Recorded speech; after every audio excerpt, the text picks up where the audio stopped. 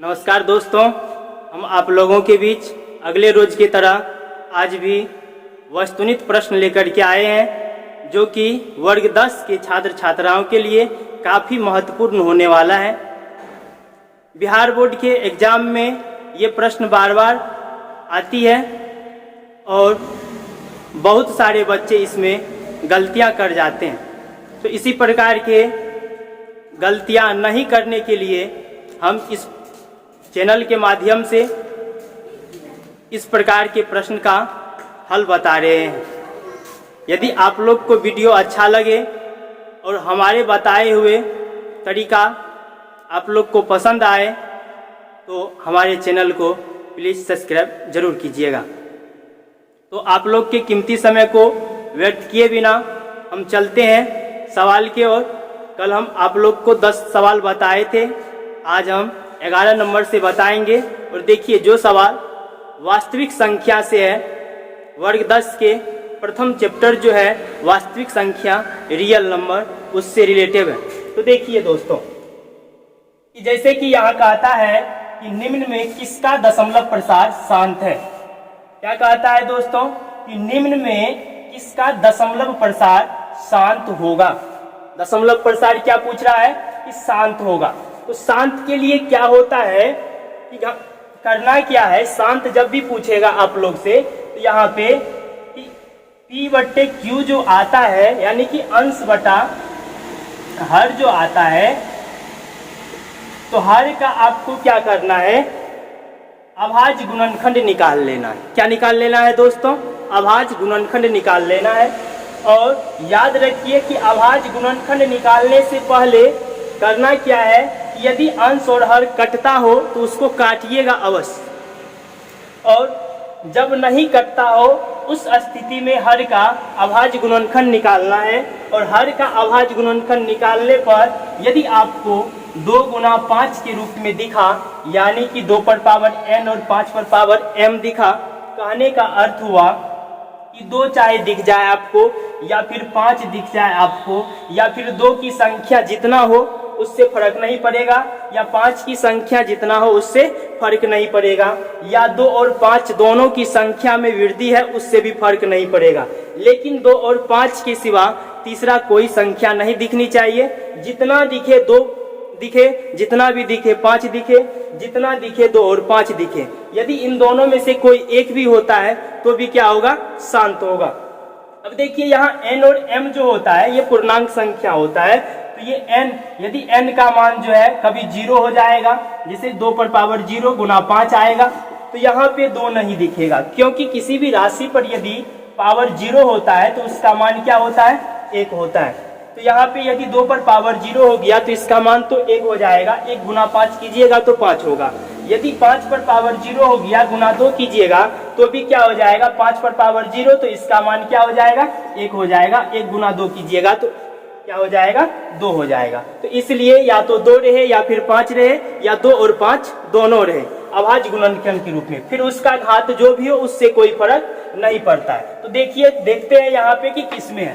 तो यहाँ देखिए दोस्तों, यदि 8 को आप तोड़ते हैं, 8 को यदि तोड़ते हैं तो क्या आता है कि 2 का पावर 3 आता है। यानी कि 8 को यदि तोड़ते हैं तो 2 इस प्रकार से क्या आ गया, 2 गुना, यानी कि 2 पर पावर कितना आ गया, 3 आ गया। तो काय को 2 आया, 3 को 2 आया। तो इसमें यदि हर में 2 पर पावर 3 आया, कहने का मतलब 2 पर पावर n के रूप में आया, तो ये क्या हो जाएगा, इसका दशमलव प्रसार शांत हो जाएगा। तो इस प्रकार से ऑप्शन नंबर क्या हो गया, सही, ए सही हो गया। अब अगला प्रश्न है कि 6 पर पावर 6 बटे 15 का दशमलव प्रसार, 6 बटे 15 का दशमलव प्रसार होगा कितना है दोस्तों, 6 बटे 15। तो देखिए, हम अभी बताए थे आप लोग को कि प्रश्न जब भी आए इस प्रकार का तो अंश और हर को पहले काटिएगा। क्यों? यहाँ देखिए दोस्तों कि 6 बटे 15 है। मान लीजिए कि आप इस 6 बटे 15 में हर का अभाज्य गुणनखंड निकाल दें, यानी कि 15 का अभाज्य गुणनखंड आप निकाल दें। निकालिएगा तो 3 गुना 5 आया।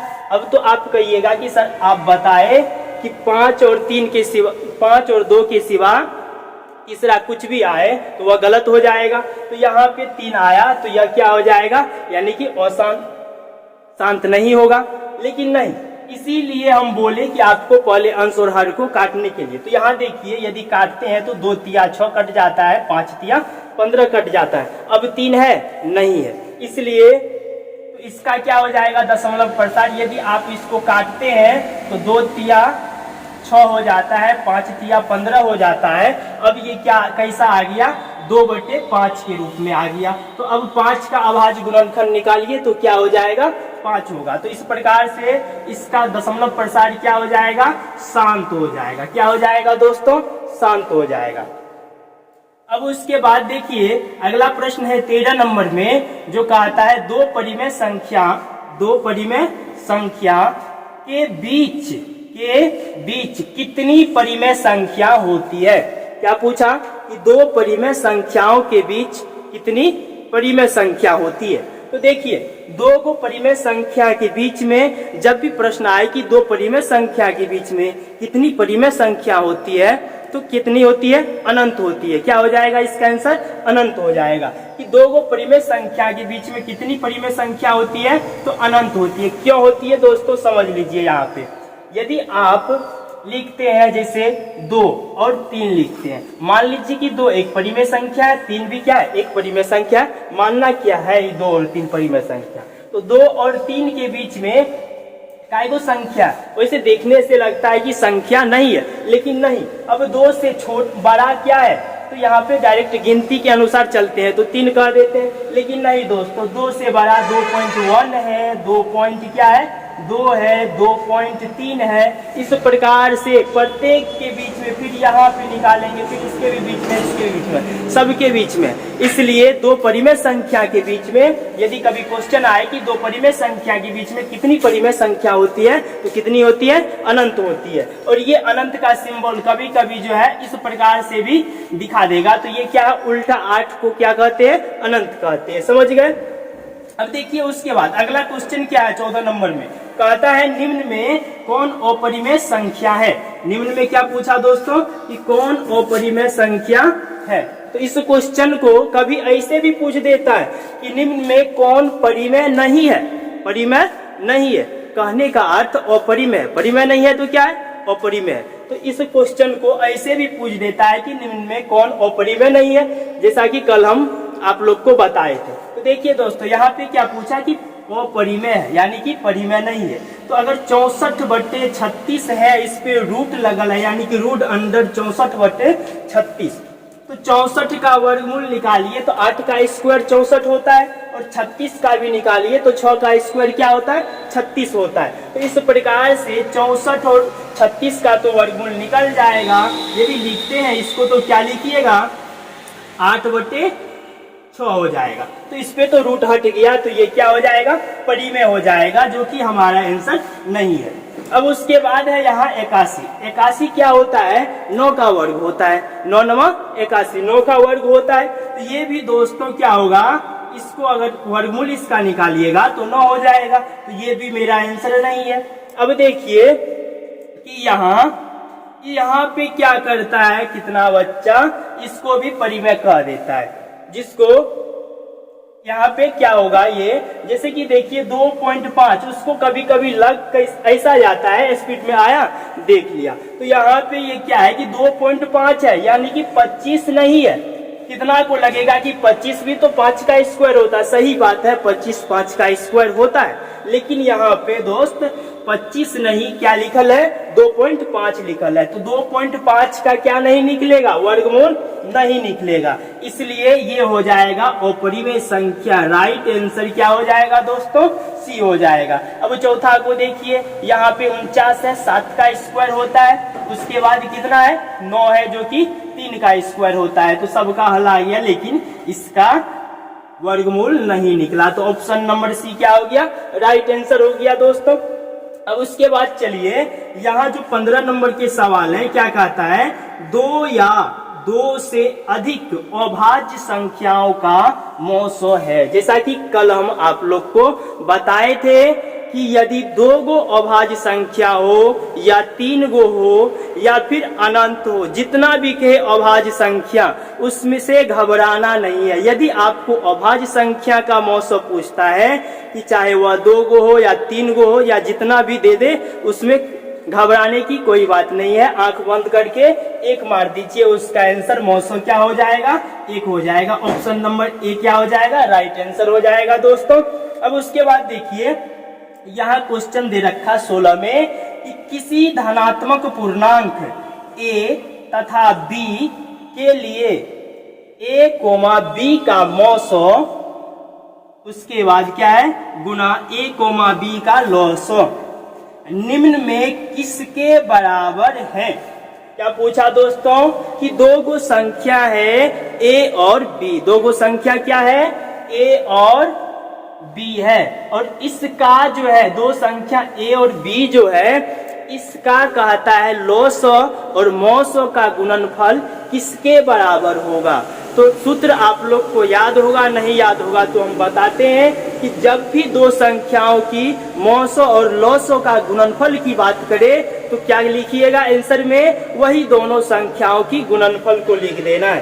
तो यहाँ पे देखिए संख्या क्या है, 2 संख्या a और b है, यानी कि संख्या a और b है। क्या है संख्या दोस्तों, a और b है, और इसके मौसो और लॉसो का गुणनफल कहा, यानी कि HCF गुना LCM कहा, तो आंसर क्या आ जाएगा, a गुना b, यानी कि दोनों संख्याओं का गुणनफल। ऑप्शन नंबर सी क्या हो जाएगा दोस्तों, राइट आंसर हो जाएगा। फिर इसके बाद देखिए अगला प्रश्न है कि निम्न में कौन परिमेय संख्या है।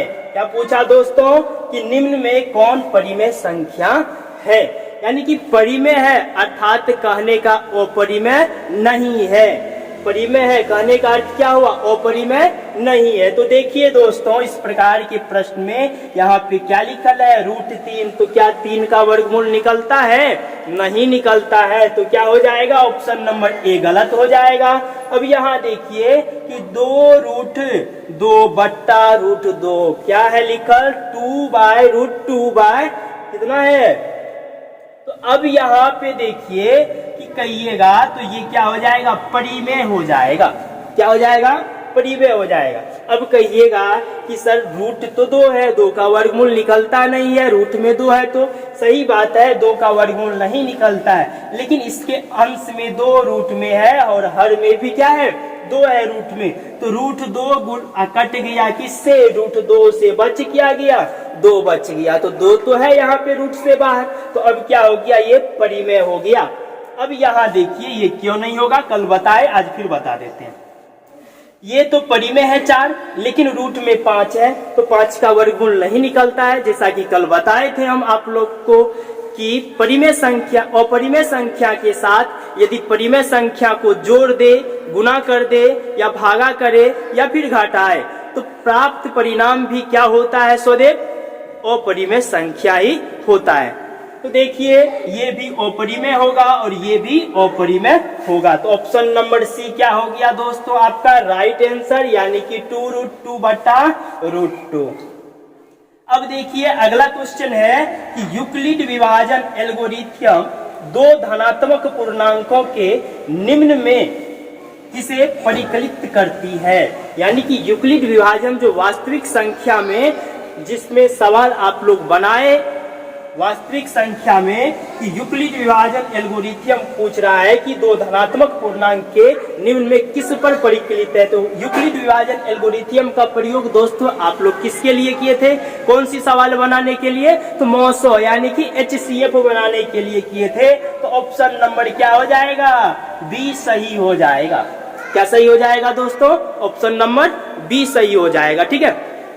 तो अब उसके बाद देखिए कि यहाँ ये सवाल काफी इम्पोर्टेंट सवाल है दोस्तों, इसमें बच्चा गलती कर देता है, जैसा कि कल हम इसका उदाहरण लेकर के बताए थे और ये सवाल भी बताए, तो फिर आज दे दिए उसी प्रकार से। देखिए कि लिखल है 2.1211211, इस प्रकार से कहने का अर्थ हुआ कि 2.121112 फिर 11121112 कहने का डॉट डॉट, इसमें कहने का अर्थ हुआ कि दशमलव के बाद संख्या आती है वही संख्या, लेकिन किसी एक संख्या में क्या हो रहा है दोस्तों, वृद्धि हो रहा है। क्या हो रहा है, वृद्धि हो रहा है। ठीक है, तो इस प्रकार के और आगे क्या लगल है, डॉट डॉट का चिन्ह लगल है, यानी कि रुकने का नाम भी नहीं ले रहा है। तो इस प्रकार के प्रश्न को कैसे बनाएंगे, इसको क्या कहेंगे, ये संख्या को कौन सी संख्या कहेंगे। तो हम बताए थे कि जब भी दशमलव के बाद